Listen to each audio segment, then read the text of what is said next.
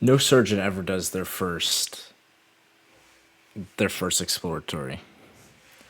No surgeon ever does their first exploratory surgery on the living. They're practicing on cadavers. And the reason for that is because the stakes are too high to be figuring it out in real time.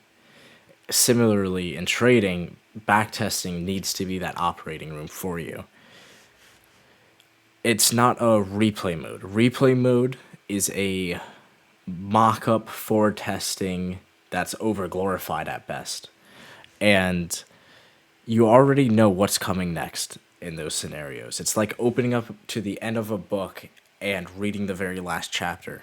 You're not going to know the context of it even if you're reading that very last bit. Real backtesting is going into old data, pulling up historical price action, and studying moves that already played out, and answering very, very detailed questions inside of your journal. What happened? Why did it happen? Where would your entry have been? How much risk would have been involved? How much heat could you expect on that trade? You don't just mark out where you would have won. You need to really focus on why these things occurred, where you would have lost realistically. And that's where journaling is super, super important. Because when you have those things well documented in detail over and over and over again, you're building your own very little database that's kind of going to fit into your own mind. And this is how we overcome fear. Fear is a lack of journaled case studies. And you're not just learning from a quick little YouTube video. You're going in, you're making the effort to learn. And every time you log your expectation of what actually happened, what would you have done?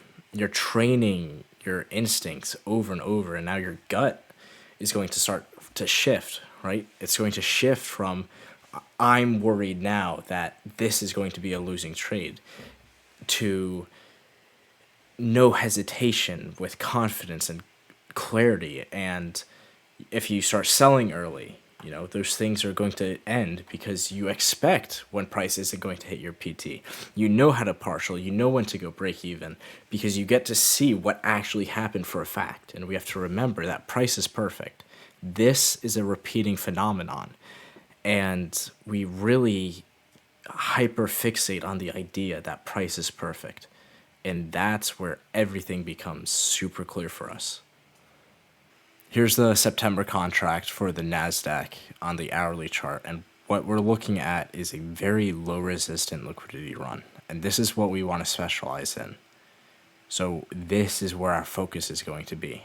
Not in a high resistant area like this, even though this is very beneficial to view. This is how we want to trade. So this is what we're going to take a look at first. Now you should be in your own charts and you need to map everything out inside of here.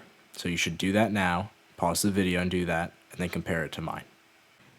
All right, so this is how I internalize price action on a higher time frame. I really love using these first presented fair value gaps, especially 5 days old. It works really well. And so what I want to do inside of here is post 9:30, which is the time I like to trade at, which is 9:30 to 11:30 sometimes. I want to look at how I could have entered on any of these price runs. So I'm going to go into a lower time frame chart, like a 15-minute now.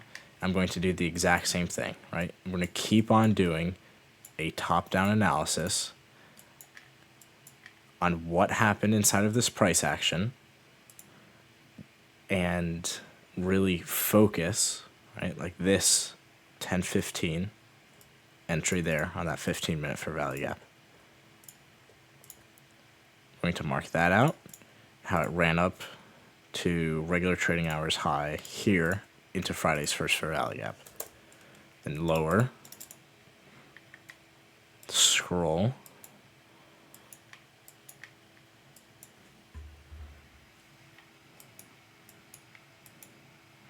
and do the same thing all the way down to the 1 minute until now you're looking at a 1 minute intraday chart of that price action. So inside of here, we're going to do the same thing. We want to mark up everything we see, how it formed, what occurred, and then come back to it. So pause the video and do that now. All right, so here's how I'm looking at this chart. And when I'm going to journal all of this inside of here, we have to journal it as if we saw it in real time. Because what that's giving you is it's giving you pseudo experience and confidence. It's turning this neutral experience of seeing what occurred in price, and it's now turning it into a very, very positive thing. And so when we're looking at these sell side imbalance, buy side inefficiencies throughout price here, and how it's using these SIBIs to almost as like a ladder, right? Someone climbing a ladder. It's supporting price on the other side of the curve. Or when we have my Cairo model right inside of here, price closes above confirmation, stop loss below that swing low, which is supported by that inversion fair value gap, institutional order flow entry drill on the 15-minute BISI, everything's aligning perfectly and moves higher. We also have 50% of that implied dealing range, because obviously we don't have this high there yet. It's our implied dealing range. But we move it to the low of what we can expect, which would be that first presented fair value gap at low. So we hit 50% there. That's close enough for me. It's slightly in premium. It's not the best, but it's still a very good entry there, and it clearly works out in our favor. So we would journal that with the same exact journaling process that I taught as if we saw it in real time. We would journal this Wednesday, first presented fair value gap, how the bodies respected it there, how price ran up perfectly to Friday's consequential encroachment of the first presented fair value gap, that lower quadrant of the opening range gap, and how all of this occurred inside of here was at that hourly SIBI low. Right inside of here. There. And then price moves lower. So let's do that exact same thing for Wednesday now, and how when Wednesday made the move lower, do that exact same thing, mark it all the way down to a 1 minute chart, and then I'll see you on the 1 minute chart. So here's a 1 minute chart of Wednesday and what price did. Price drops, leaves sell side liquidity with relative equal lows. Now, when we're building narrative behind our trades, what are we looking for? Something exactly like this. It's going higher. It's taking highs. High, high. Leaves these highs, run it before open. But in the process, it leaves all of this sell side. That's telling us, that's the market tipping its hand to us that it's bearish. Now, as price is moving up higher and it trades into the 4-hour SIBI, here we have a Cairo model. If you don't want to take that one, you can wait until after 9:30, where that price closes below this inversion. That's perfectly fine too. In fact, when we journal our entries, we have to use worst case possible. So we can either take that or first presented fair value gap. So NQ is the weaker asset. ES creates a higher high, forms SMT right before the macro. When you see that, that is such a good example, and it's such high probability that SMT, it's occurring after open, right before the macro, and at the specific time, which is the macro, we start to see the breakaway gaps form. Because all of this price action throughout here, this is when price is breaking away. When can you expect a breakaway gap to form? This exact time. During the macro, as price is leaving the consolidation lower, it's breaking away from all of this garbage. That's how you know. Then price drops and takes sell side. So we have to look at how long did price consolidate inside of that first presented fair value gap for before it moved lower, to journal that. That's how we grow in our patience. That's how we don't get shaken out of trades. Because if we know that sometimes our model is going to take a little while because it's waiting on that macro. So the economic calendar also plays a huge role into today. So let's look at what the economic calendar looks like. So here's that economic calendar for the week. Wednesday AM session is the last day of non-farm payroll week, where we expect A+ setups to occur, because Wednesday PM and Thursday really is when it slows down a little bit. And so price comes up, waits for the macro because we have no news that day, and then drops, breakaway gap, and so on and so forth.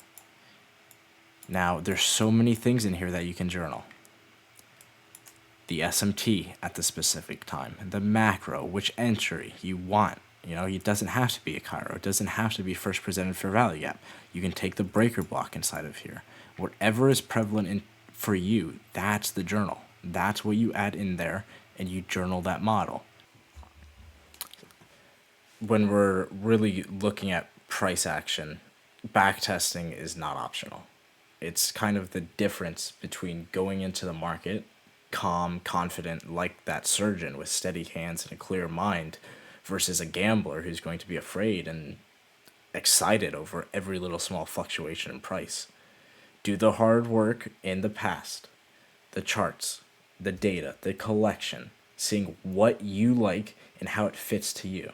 And when you find something that fits you, you don't have to run from it. That's a very good thing, and it's not something we fight because every trader knows themselves very, very well. They know how they're going to hurt themselves. They know when to push. They know when to take risk off. That's part of it. Knowing each situation, when not to do something. This is how you find out. Do the work in the past so you can execute flawlessly in the present.